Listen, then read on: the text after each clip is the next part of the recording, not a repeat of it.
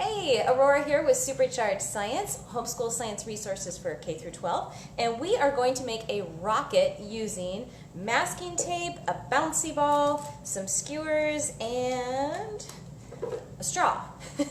We're also going to talk about how less is more when you actually are educating your kids. So if you like this and you want more, you want to go to my website, www.superchargedscience.com and /homeschool. And so that it will give you a guidebook. You can download that for free at superchargedscience.com/homeschool. Okay, so how do you make a rocket out of a bouncy ball? Now you can use all different kinds of bouncy balls. I have a big and a small one. We'll start with the small one. You take your skewer like this with the pointy end. I guess if you have a large toothpick, that could probably work. And put this on the table so you're not going to skewer your hand while you're doing this. You're not going to go all the way through the ball. You're going to go like halfway.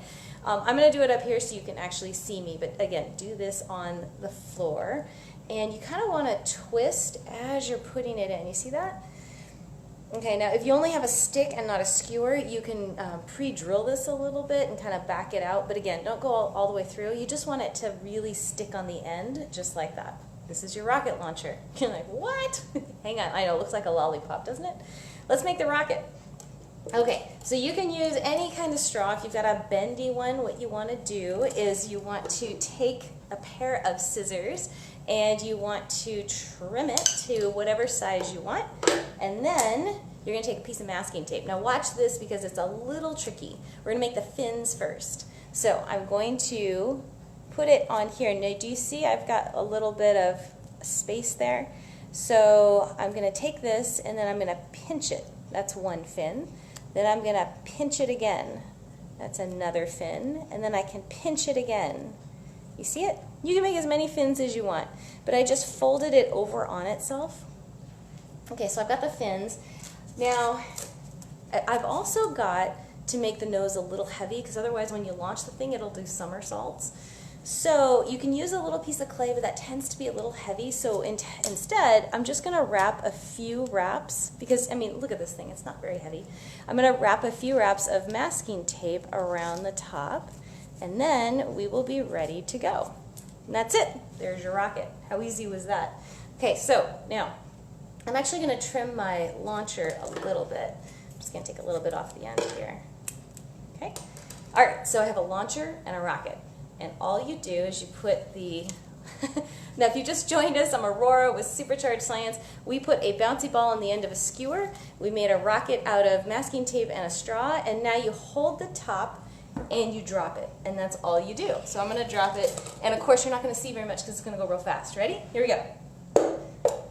And it went up to the ceiling and came back down. So what happened? Here, let me point this at my little chair here, and you can see it that I was launching on. Ready? Here we go. 3, 2, 1. Whoop. I didn't do it very high so you can actually see it, but imagine if you dropped this from a second-story window, right? Super fun, huh? Now, what do you think would happen if we did that again, but with like a larger ball? What do you think? Do you think it would go higher? Do you think we could handle a bigger rocket? I don't know, right? So this leads us into the second thing I wanted to mention, which is how less is more. You know, we all have so many things going on. We've got too much stuff. We've got too many stuff in our day. You know, we have too many choices sometimes. And when it comes to education, simple projects like this, it didn't come from a kit. It came from like the toy bin in the kitchen. So what this is doing that science kits won't and textbooks won't necessarily is we're teaching kids innovation, because this is just step one. Step two is, hey, what if we use this? Now the kids are like, oh, right? So, and they're off and running. And that's the innovation and creativity we want to teach kids. Now we're teaching them how to think like an engineer and how to do science. Science isn't a laundry list to get done. Homeschooling is not a million things that you have to do. Duplicating this the school environment and bringing in your own elements and just running yourself ragged. It is not a million things to do.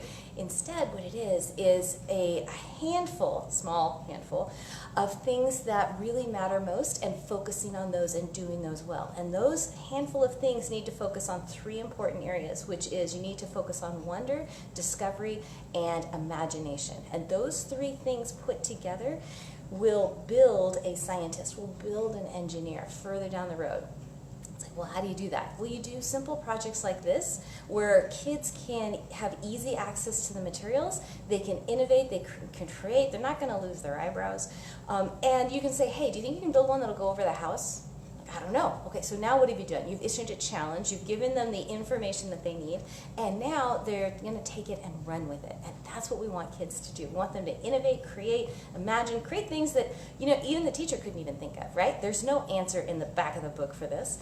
You can use this when you start to do projectile motion back when you're in high school. You can take a look at your drop rate. You can do free fall motion, right? You can do projectile motion when this thing falls off. You can give yourself an angle. You can find out velocity and acceleration. There's a ton that is in this little silly project, right? But it's not so silly, is it? Because it's representing something even better. We're using the projects to build kids, to teach them how to think, how to learn, and how to take this even further in the world that we live in today. So a long story short, a lot of textbooks and science kits, they'll just give you step 1, step 2, step 3, and then this is the final result you should have. I don't know about you, but I'm not going to do a science experiment that I already know the answer to. Now this you don't necessarily know the answer to. How high? I don't know how high it's going to go. What if you use 3 straws strapped together? I don't know. What if you have 5 bouncy balls? Or what if you use a basketball, right? Or maybe not a basketball because you poke a hole in it. That would be bad. Then that would be a sad basketball. But there's a ton of things that you can do. So if you like this and you want more, make sure you go to my website, www.superchargedscience.com, and download my guidebook at superchargedscience.com/homeschool. Also sign up for one of our free live classes where we will be doing oceanography and marine biology. We'll be doing robotics and chemistry and so much more.